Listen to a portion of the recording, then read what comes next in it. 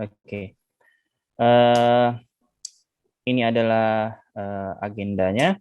Kemudian perkenalkan, nama saya Muhammad Rusdianto. Saya background-nya lebih banyak di industri otomotif, di procurement lebih tepatnya.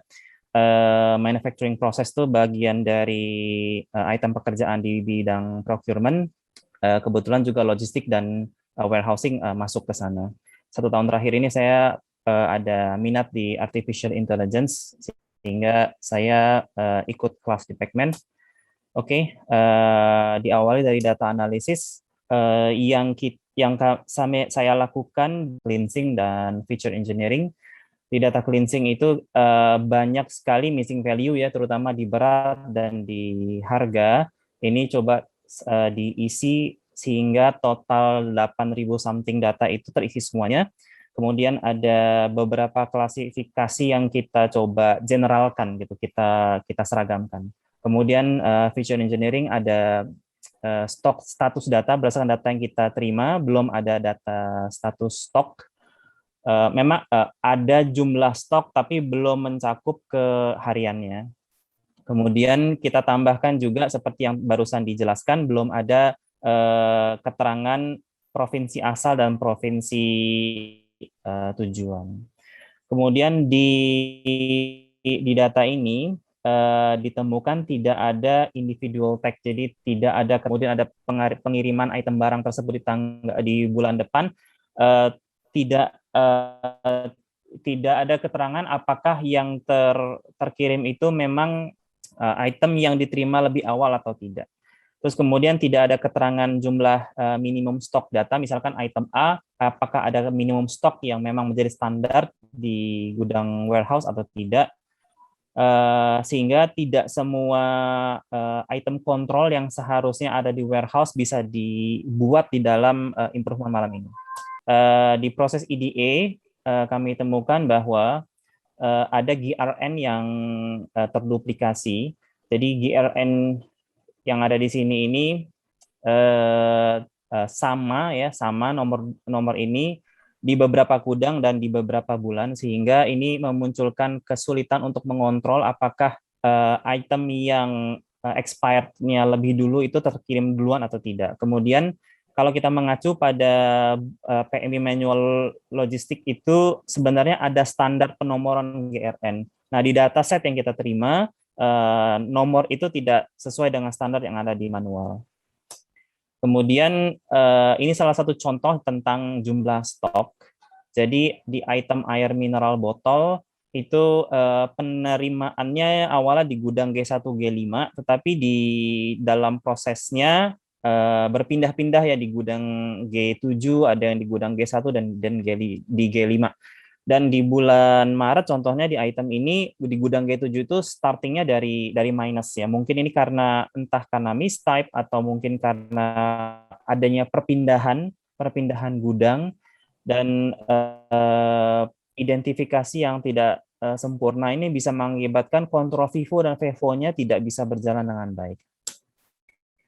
Kemudian ditemukan juga ada expired produk sejumlah 147 juta rupiah di gudang G4 dan G5. Kemudian tidak ada keterangan expiry date dari masing-masing produk di dataset, sehingga agak sulit untuk bisa membuat kontrol dashboard tentang item mana yang, let's say misalkan di satu waktu itu apakah ada barang yang sudah expired atau tidak, atau apakah ada barang yang harus kita prioritaskan untuk keluar terlebih dahulu. Seperti itu. Tapi ada positive finding bahwa sebenarnya di buku manual logistik PM itu sebenarnya sudah ada standar proses, namun kesemuanya ini masih paper ya, dengan loading yang luar biasa banyak, itu mungkin akan menimbulkan human error dan sebagainya. Ini ada rekomendasi dari WHO tentang goods and distribution practice. Ada beberapa key topic dan key points. Ini saya catat yang beberapa yang berhubungan dengan project, yaitu ada flow process, ini sudah ada, tapi ada monitor item yang menjadi concern juga. Ini belum bisa dilakukan secara sempurna dengan dataset yang ada. Kemudian stock update dan identification. Kemudian di sisi equipment, ini ternyata juga memang WHO menyarankan computerized system, jadi database dan visualisasi dashboard yang dipropose di project ini. Ini juga ada semacam rekomendasi dari sebuah artikel. Artikel ini mengacu pada Perka BNPB tentang proses perencanaan sampai dengan distribusi. Jadi perlu adanya perencanaan untuk bisa memprediksi dan menentukan buffer stok terhadap gudang-gudang warehouse, terhadap warehouse emergency, sehingga kita bisa membuat perencanaan yang jauh lebih baik. Nah, motivasinya dari proyek ini adalah memperkuat transparansi dan accountability dengan cara memperkuat logistik sistem di PMI dengan mengontrol pergerakan dari barang mulai dari penerimaan, penyimpanan sampai pada distribusi. Solusinya secara umum sebenarnya back to standard, kemudian memperbaiki database-nya, setelah itu ada visualisasi untuk memperoleh kontrol. Ini adalah contoh dari database improvement-nya. Kemudian ini MVP list, terbagi dua, ada general sama logistic control. Seperti yang disebutkan di atas, beberapa kontrol tidak ada di data sehingga tidak bisa dimunculkan di dashboard. Ini contoh dari database yang sebenarnya dipindahkan dari manual ke bentuk tabular. Oke, sebelum masuk ke dashboard, ini ada beberapa next improvement. Yang pertama, ada baiknya untuk membuat end-to-end solution.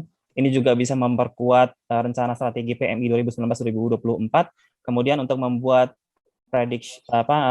predictive analytics untuk bisa untuk memperkuat analisa pada management decision.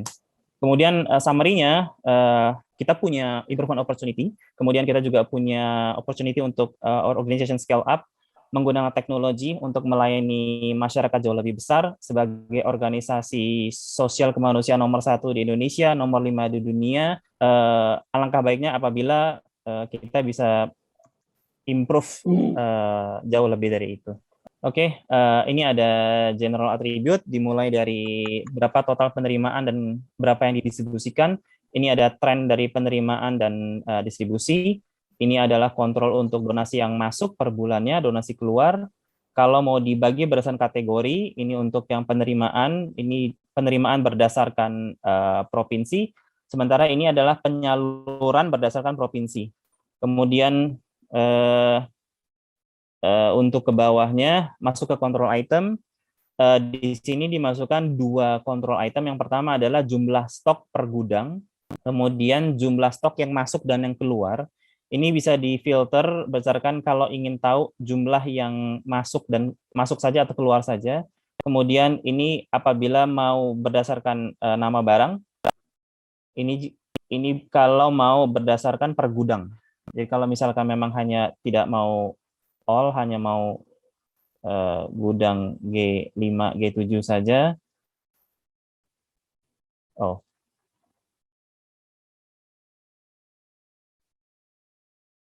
Bisa berubah seperti ini. Oke, itu saja presentasi dari saya.